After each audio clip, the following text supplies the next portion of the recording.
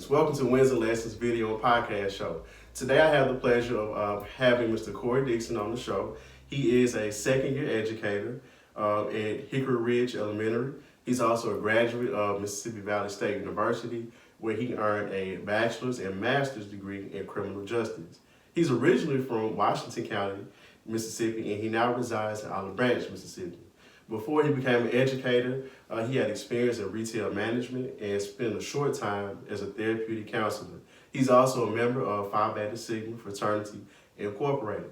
So I know him as Mr. Dixon. He teaches third grade. He does a great job with his scholars. He's also over the STEP team, and I can tell that the kids, they love him. So today we're going to go ahead and just allow him to share his experiences and what really inspired him to get into education. So I guess the first question would be, Mr. Dixon, what inspired you to get into education?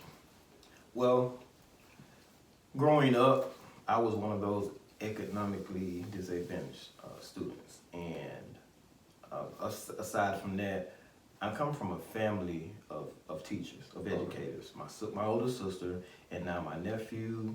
I have an auntie that's also an educator. So growing up, being that one of those economically disadvantaged students, I understand the challenges that come with that. Right. And the students that we serve here in Memphis, a great majority of them are economically disadvantaged. Absolutely. So as I was growing up, I got into the YMCA, and there was a group that we were a part of called the Quad County Youth Initiative. So what we did was we had a group of children or younger students that we would mentor and tutor.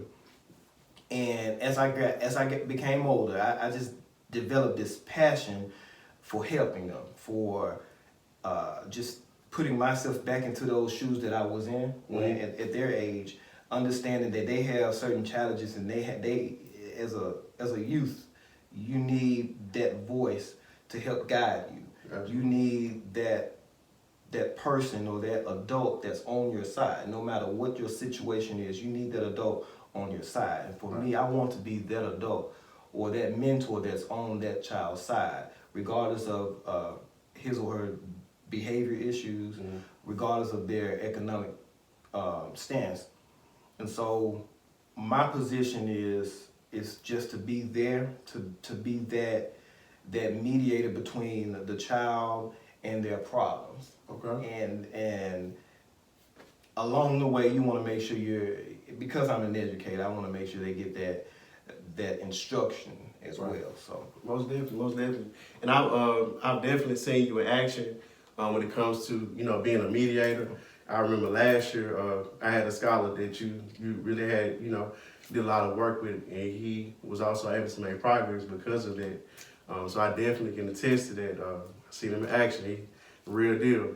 But my next question would be, at what point, I know you talked about what kind of inspired you, but before your initial teaching experience, what point did you discover that you could possibly make an impact or contribution to the lives of young kids, and what actually initiated you to go ahead and get into the field? Okay. So there was never a thought or a belief that I could be a teacher. That was one of the careers that I never really considered growing up. And with my career being in retail management, it never felt fulfilling.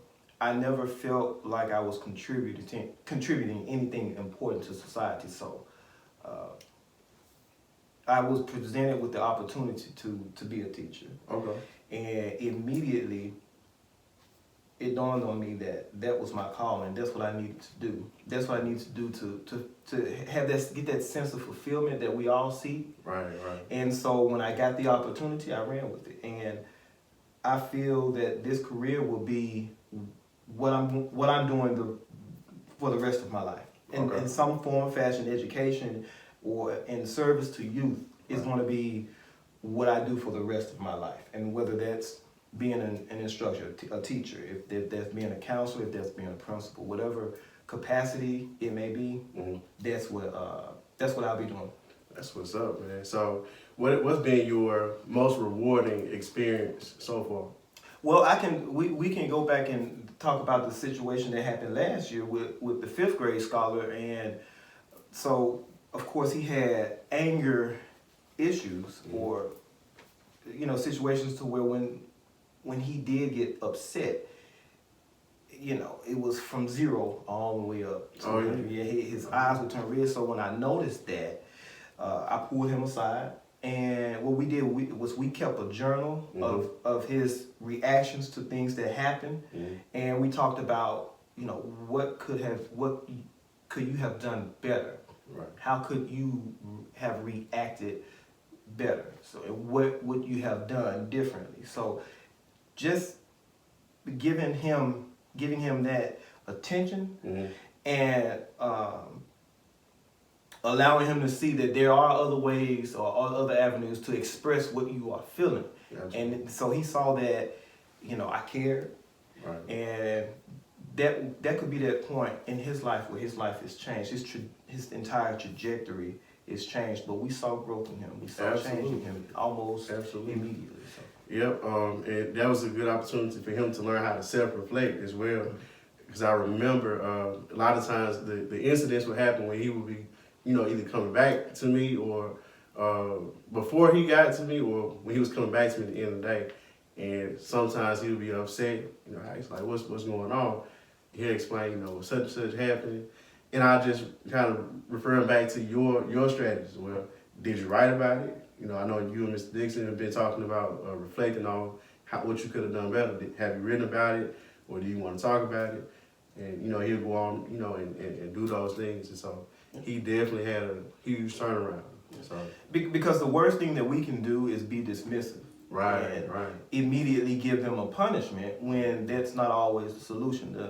A lot of times they want to be heard. Exactly. And that's only fair. We need to hear them. They're children, so we need to make sure that they are heard. Right. They're understood. And once a child knows when someone cares for them.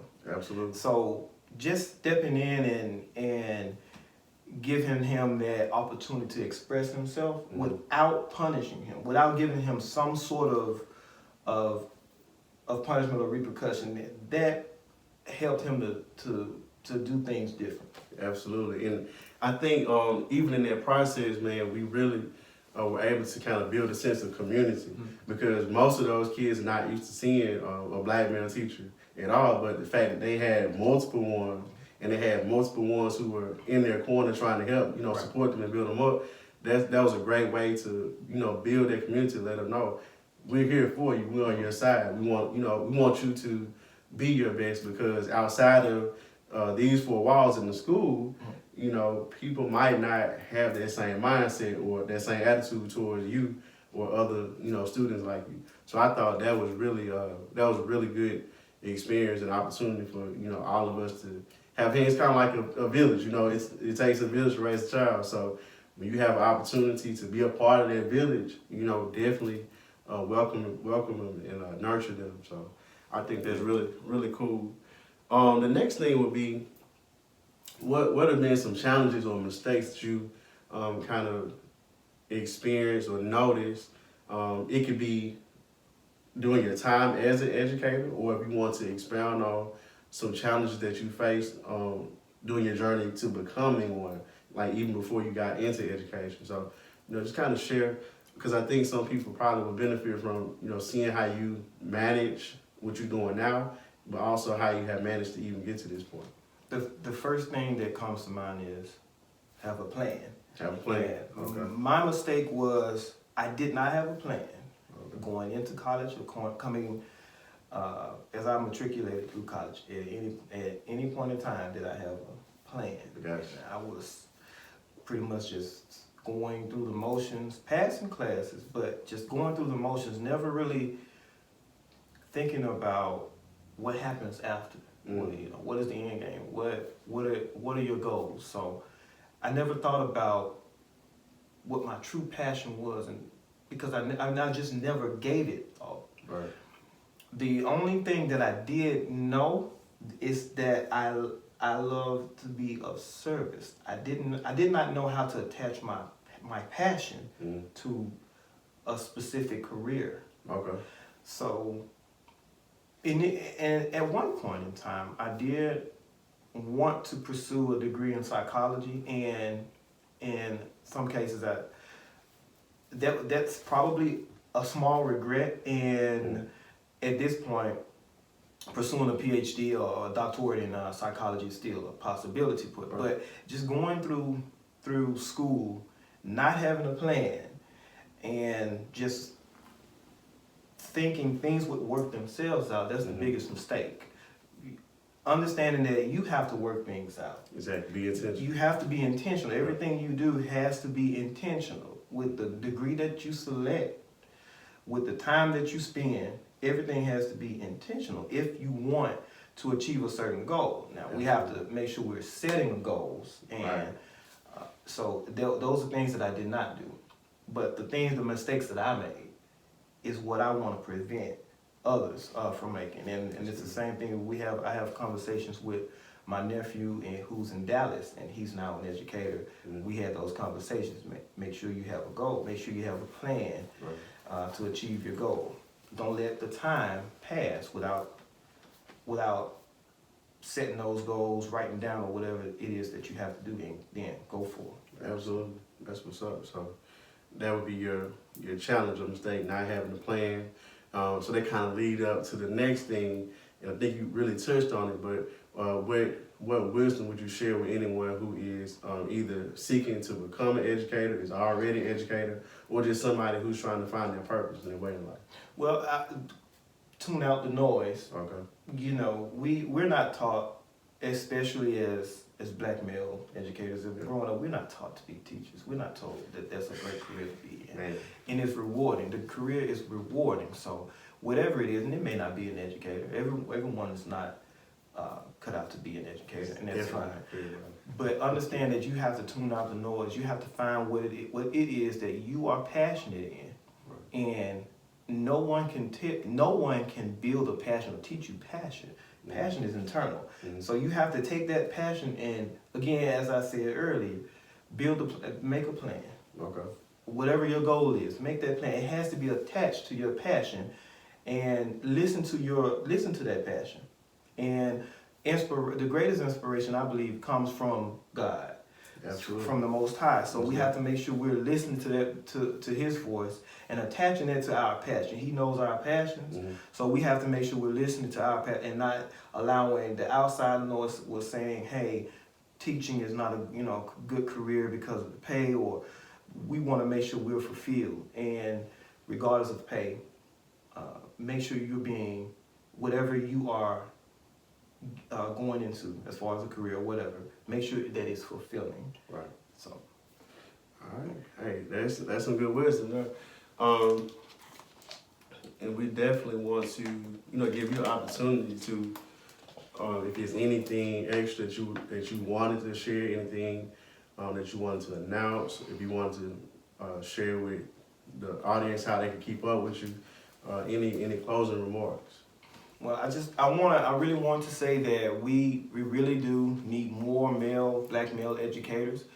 The amount of teachers to students in our community is disproportionate when we're talking about male educators, black male educators. We need more of us. So if it's something that you are thinking about, something that you are considering, talk to someone in the profession. Right. Get started, get a foot in, as I did, and go for it. It's a rewarding career. If you love children, it's a very rewarding career. You get to see the changes that you make in these young lives, and you get to see those changes almost immediately. Yep. For me, it's rewarding because children that is my why. The children are my why. So if it's your why, get into the profession. It doesn't have to be in the classroom. It can be as a counselor or administrator. But whatever that is, I really want those guys out there to hear this and understand that if it's your calling, put a foot in. Let's go. We need you out there. Yes, sir. That's what's up. Well, again, thank you for tuning in today. He definitely dropped a lot of jewels, a lot of nuggets. Make sure that you are making a plan, that you're sticking to that plan. And the thing that I think that you said that really stood out the most was to just allow God to direct you with your passion, Absolutely. with that purpose, and He'll do it. He'll do it. So again, we only make up 2%, so it's definitely a need. So just listen, make a plan, follow it, execute it. So thank you again, brother, man. Hey, yes, sir. So salute to you. Keep up the great work, and we look forward to seeing what's next.